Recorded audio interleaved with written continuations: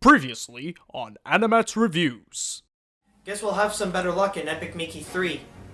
But until then, see you later. Oh, wait a minute, not even! We still have another adventure at Wasteland to check out.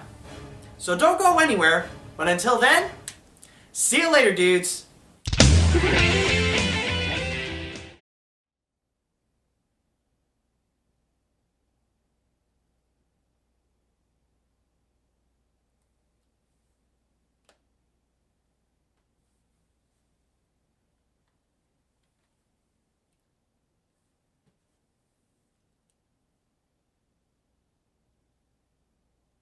Why aren't you as good as this? If I can be honest with you guys, I didn't really think much of Power of Illusions. One being that I was mostly excited for the main game coming out, and two is that I don't really care as much about side games. Now what I mean by a side game is when they release a game, usually in handhelds, that's connected to the games of the franchise, but it doesn't really have a lot of significance to the main story of the games. Their plots would often be like spin-offs, or midquels, or prequels to the main story. There are many video game franchises that do it. Kingdom Hearts, God of War, Halo, and many more.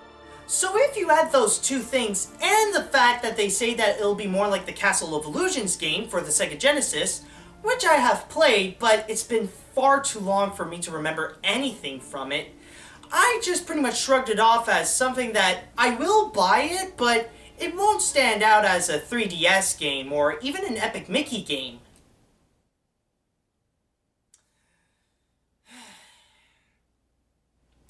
I really shouldn't have doubted it. Now let's start off with the story of the game. Mickey was called in from Oswald to go back to the Wasteland because a mysterious castle suddenly popped out of nowhere. It turns out that the castle belongs to Mizrabel, the evil witch from Castle of Illusions, and apparently she has taken many characters from the cartoon world, including Minnie, and by cartoon characters I mean only Disney characters, and plots to steal all their hearts so she could be able to leave the Wasteland. So it's up to Mickey to go through the castle halls to save the Toons and stop Mizrabel.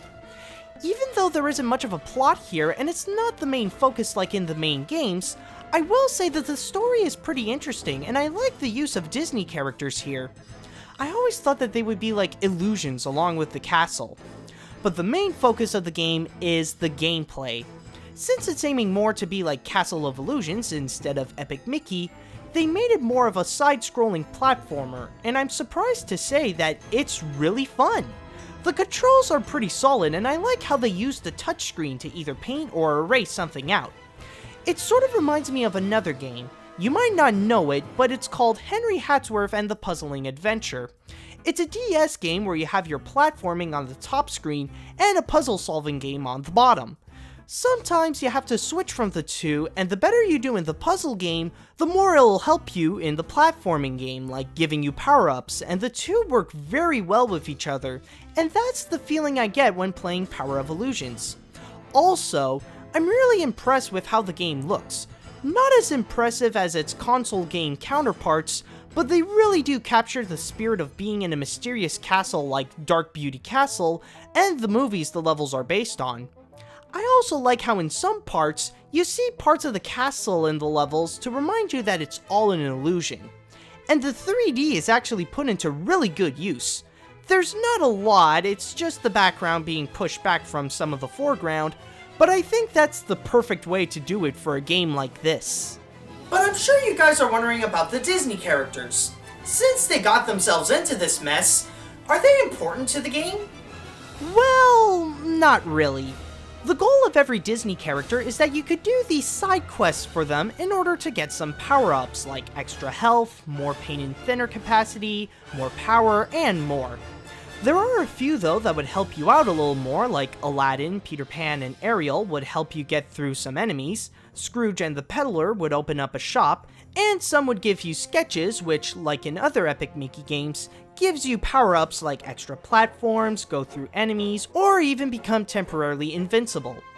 You don't have to complete every single one of them. Like I said, it's just to get you some boost to be ready for the next levels. You don't get anything extra like a bonus ending if you do every single side quest. Besides, if you do try to do them all, you'll find that it'll get repetitive fast, since most of them requires you to either go talk to another character, paint something for them, or the worst one being that you gotta redo a whole stage just to go find something or another character. Also, like in the first Epic Mickey, there's no voice acting. There's just text that's sometimes alongside a noise from the characters. Enemy-wise, most of them are all made up for this game. There are a few that are from the Disney films, like the Shark and the Little Mermaid, or the pirates from Peter Pan. Even Pete appears a few times as an enemy. Although I get the feeling that he's got the wrong memo on which game he's in. So far the game sounds fantastic, and trust me, it is. But there's always that one catch to it.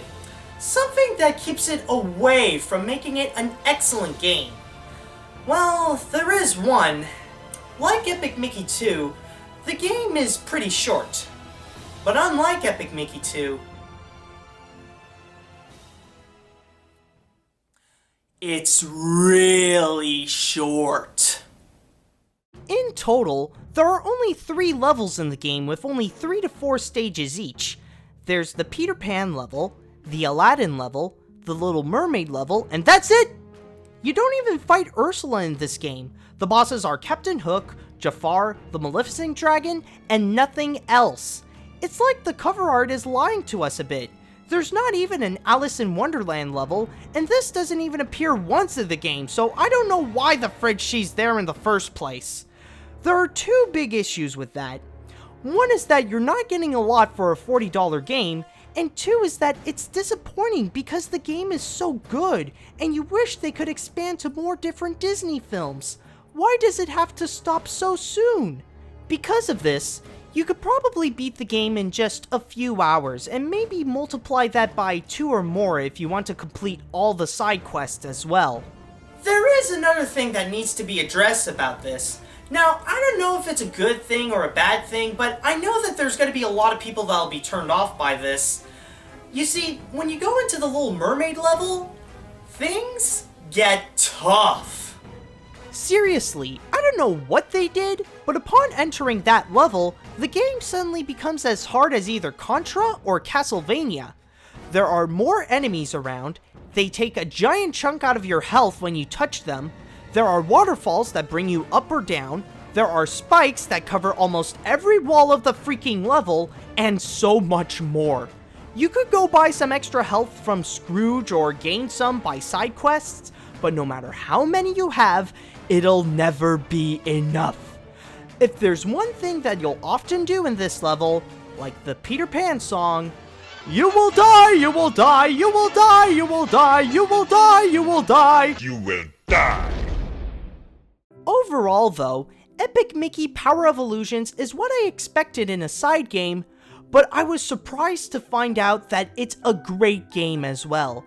It may not offer much on quantity, but it did offer a lot in quality with a fun gameplay, nice graphics, and a good use of the Disney characters.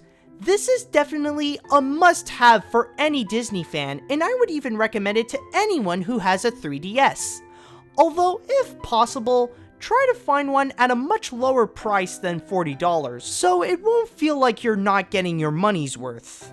As for the rating, I would give it an 8 out of 10. Great game, but they could have added so much more. Well, that just pretty much covers both Epic Mickey games. Who knew that the side game would end up being far more superior than the first game? If there is one good thing that we got out of all this, is that at least we know that Junction Point would listen to us if there's anything bad about the game, and they would try to fix it in their next one. And if they are going to make Epic Mickey 3, and they're listening to this right now, let's just hope that the story will be far more superior and that there will be a lot more forgotten characters. But for now, let's just work with what we got. See you later, dudes.